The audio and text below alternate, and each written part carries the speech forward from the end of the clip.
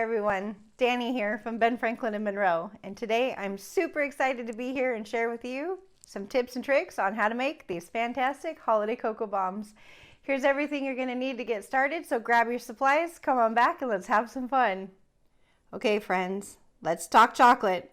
The first and most important ingredient in your cocoa bomb is your chocolate. Today we will be using our high quality Ghirardelli chocolate melting wafers, available in milk chocolate, dark chocolate, or white chocolate. The next thing you're going to need to grab is your favorite hot cocoa mix and some mini white marshmallows. Now we will pull together our cocoa bomb mold, a spoon or a brush, and a pair of gloves. Okay friends, the last thing you're going to need to grab is some of your favorite Wilton holiday sprinkles, a piping bag, and a tip. Friends, let's get the fun started. We're going to start with our silicone molds. They come with 6 wells in them. You can keep it whole in its entirety and fill each one and drain them if that works for you. But for me, it works a lot better for me to cut them into individual pieces. And then I leave the corners, and then I have something to kind of pull and loosen the mold with. So it works really well that way. So I am going to set this aside. Another choice that you'll have to make on your own as you play with making them and experiment is whether you want to use a brush to spread the chocolate or a spoon. Both work really great. It's just a personal preference. I'm going to use the spoon. All right, friends, we're going to start with a microwave safe container. In my case, it's a measuring cup. We're going to go ahead and add just a couple of handfuls of our Ghirardelli chocolate wafers. Put them in there. I'm going to melt them in the microwave for 20 seconds, give it a stir, put it back in the microwave for another 20 seconds, give it one more stir, and we should be ready to go. Okay friends, here is our chocolate after 40 seconds in the microwave. So it's a pretty runny consistency. If there's a few bits of chocolate that haven't melted in there, that is okay. Just stir it up and they'll fade away. Okay, so we got our chocolate all nice and runny and thin. And take our chocolate mold. When you're filling a chocolate mold, it's really important to make sure that the chocolate gets all the way to the upper edge, all the way around. We're going to do it in 2 coats, a pretty thin one to begin with, and then a second one over that after we put the first coat in the refrigerator or the freezer for a few minutes to harden. So to fill the chocolate molds, you're going to take a scoop of chocolate. Couple ways you can go about doing it. You can swirl it around like this. A lot of people like to swirl it and let it just swirl around. You can take your spoon and just gradually, nicely just swoosh it around, which is what I like to do. Make a nice little smooth cavern there, like that. Okay, so there you go. It's pretty easy, just a little swoosh around and a swoosh around both sides. Then you'll notice it's really thin up here, so I like to take my spoon and wipe off the excess that might be on the back of my spoon on the top edges of the mold. Then I kind of smooth it around a little bit more, paying attention to make sure I get the chocolate all the way up to the edge, all the way around, because that edge is what's going to bind to the other half of the cocoa bomb, and the stronger the edge, the better the seal you're going to get in the end. Now, you take your chocolate mold and you tip it and just kind of let that extra drain out of it. If you put a little bit more, sometimes didn't put a lot in this one, so that's good. So there's not a lot extra coming out. You just want to give it a shake and a wiggle a little bit. Put it back over like this. The reason I'm doing that is because I don't want a lot of chocolate settling inside the mold.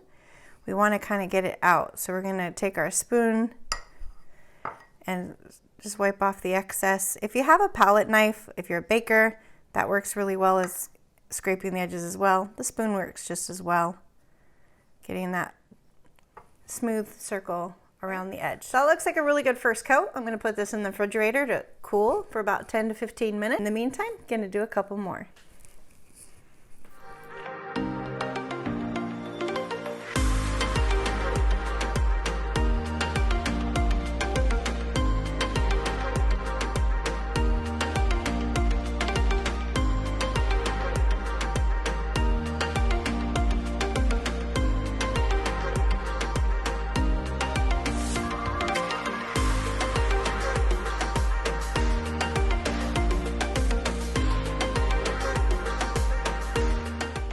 got a tip for you. If you're making a lot of cocoa bombs, one thing that you can do to keep your chocolate from drying out is to cover it with a piece of saran wrap and set it off to the side. Alrighty, so here we go. We have our first layer of chocolate, nice and smooth, edges, all the chocolate all the way to the edge, ready to go for its second coat. So I'm gonna unwrap it from the saran wrap, and then we are going to apply the second coating of chocolate. But I'm going to focus on putting the chocolate at the top around the edge and letting it fall in. This piece of chocolate here is part of the cocoa bomb is cold because it's been in the refrigerator. So what happens when you put warm chocolate on cold chocolate, it hardens really fast. Well, it's really important to get it up on the edge, so I just put it up around like that and I swoosh it really fast with my spoon. And that ensures that I get chocolate all the way up to the edge and a little bit down on the bottom.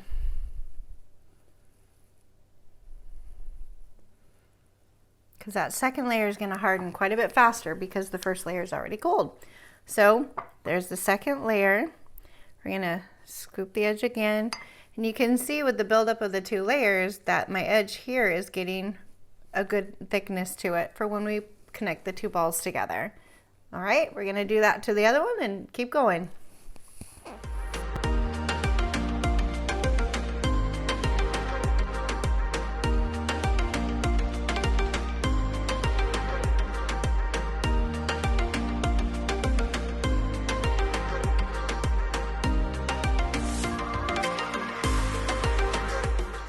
And it keeps the chocolate from pooling down at the bottom because we don't want too thick of a chocolate on the bottom, so when you pour the hot milk over it, the ball will dissolve easier if it's not as thick. All right, friends, now it's time to pull out the gloves. We're going to put on our gloves because when we take the chocolate out of the mold, our fingerprints will get on there. And when they come out of the mold, they're really beautiful and shiny and just gorgeous. And we want to keep them that way. So we're going to use gloves to keep our fingerprints off of there. It's a really cool little tip. So I'm going to go ahead and work with some white chocolate ones that I had made previously, and they're ready to go. So I'm going to show you how to pop the cocoa bomb out of the mold. It's really wonderful to do when it's just one little mold by itself.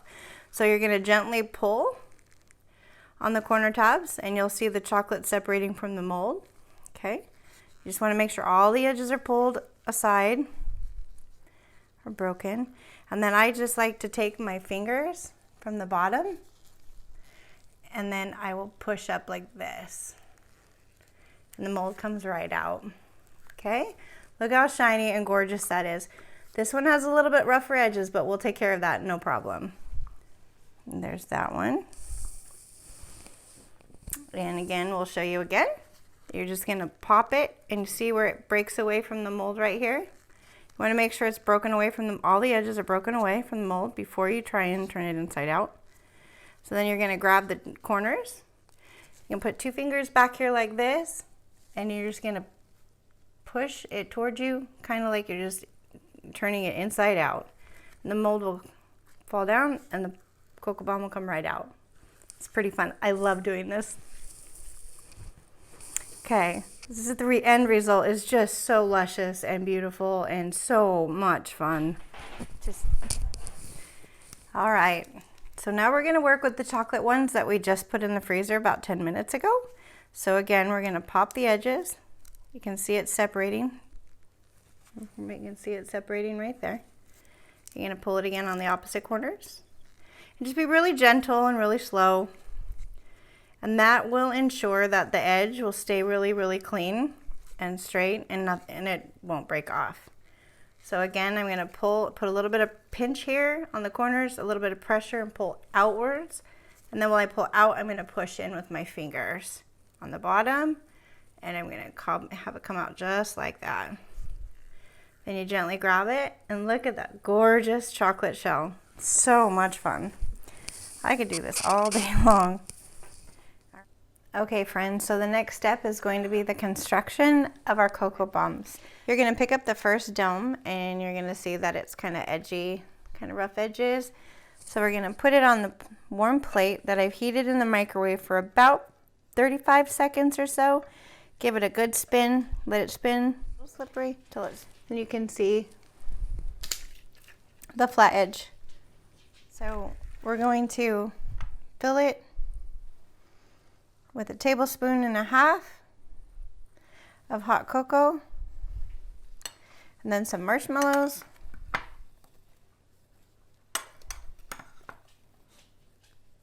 mini marshmallows, as many as you think you can fit or as many as you think you want in there.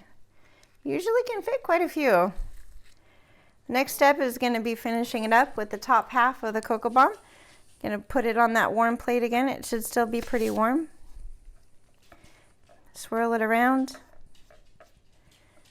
I usually slide it off the edge of the plate so I don't drop it, and then I will just cover up, put it right over those marshmallows, lining up the edges of the bottom cocoa bomb part, lining up the bottom half, giving it a bit of a push, and then there you go. Got a cocoa bomb ready to go. If you really are wanting to make sure the edges are really flush, you can come through like this and take some of the melted chocolate and just smooth it out while it's still warm. This is what I do. And another tip for you is this chocolate that's here on the plate that is still warm. You can take your finger through it, put it on your finger, and then just kind of fill any little gaps or whatever that might appear. If it's a little bit uneven, or if they didn't line up, or if one side melted a little bit more than the other, and just give it a nice, and then it just smooths it out really, really nice. Gives it a nice little finish. And then it fills any little cracks. And it also gives it a little bit more stability, and I don't worry about them as much if I'm traveling or taking them to my kid's house, or taking them to work as a treat for somebody. Okay, and there you go. Put your cocoa bomb back into your silver cupcake holder. I like to use the silver ones because they're stiffer and firmer and they hold a little bit better. The aluminum ones versus the paper ones, they work really great. To decorate your cocoa bombs, you can use either royal icing, or you can melt the white chocolate or dark chocolate, whichever you prefer to use for the decorating. I've already got some royal icing mixed and ready to go in a small amount. You don't need a whole lot to decorate the top of a cocoa bomb. The link to this is listed below to click on it for the recipe for the royal icing. But here I have some white chocolate melted already ready to go. I'm going to show you a trick on how to load a piping bag, or you can use a sandwich baggie with the corner cut off and do it that way. But I like to use a piping tip and my piping bags. So we're going to cut the tip of the bag off. And then we're going to push our piping tip all the way through to the bottom piping bag. Then I'm going to take my piping bag and I'm going to turn it inside out.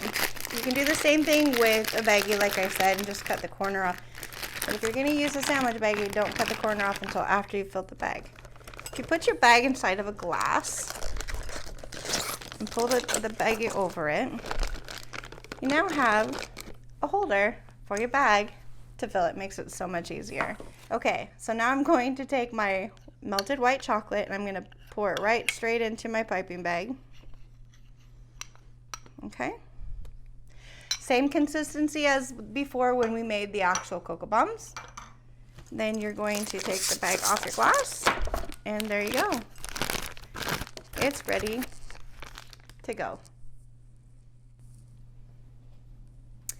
Okay, so we've moved the camera in a little bit closer so you can see how this is going to come together. So this is my white chocolate with my tip and my piping bag. You're going to twist the bottom of your bag to keep the air and the pressure going toward the tip instead of going out the back. It might leak a little bit because it is pretty runny. You're just going to squeeze and go back and forth. And another tip that I have for you is to put a piece of parchment paper under your cocoa bomb, and then it's super easy cleanup. But here's your beautiful cocoa bomb, so like this, and then I'm going to put it in here. Okay. Now we're gonna go ahead and do the same thing again. You can do squigglies this way. You can do whatever design that you want on your cocoa bombs. You can even use the icing or the chocolate and draw on your cocoa bomb. You can make a heart. See, you can get all kinds of creative. Just depends on what you're making them for, who you're making them for. And once you get the outline of your heart done, you can fill it in with your little squiggles. And then setting your icing aside, you can take any color of our Wilton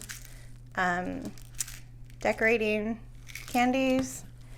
And I'm gonna go ahead and use, maybe I'll use the blue and white ones on the chocolate ones. Then you can pour, I like to pour them in my hand a little bit.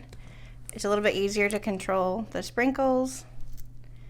And you can kind of just place them in however you want them to go. As thick or as little as you'd like. Then there you have it, a heart-filled candy cocoa bomb. Okay, moving on to decorating the white chocolate topped ones. Instead of using white melted chocolate or white icing, I'm going to use a red royal icing. And again, the recipe to the royal icing will be linked below. So I have a little bit of red made up here. And if you try to use food coloring with chocolate to change the color of the white chocolate, it will seize the chocolate and make it thicken really super fast and make it a little bit harder to work with. So if you're going to add color to your icing, I suggest using royal icing to do the coloring parts of it. I'm going to squeeze a little bit off into the side over here and get it started, and you're going to just do the same stripes that you did with the white. Look how awesome that looks, right? And we'll go ahead and do it again to the other one. If they're not exactly perfectly lined up, that's what makes it fun. So then I'm going to take some of our holiday, I believe they are holly leaves and berries, candies. And then I'm going to just kind of sprinkle them on top here. And add a little bit of festiveness to it. The last tip that I have for your decorating, if you guys have a powdered sugar shaker, that would be a really fun way to take and just shake on some powdered sugar onto your cocoa bomb. And there you go. Instant holiday. All right, friends, here we are with our finished cocoa bombs. Now all we have to do, put a cocoa bomb in one of our cups. You just drop it in like that. And then you're going to add some hot milk and watch it dissolve.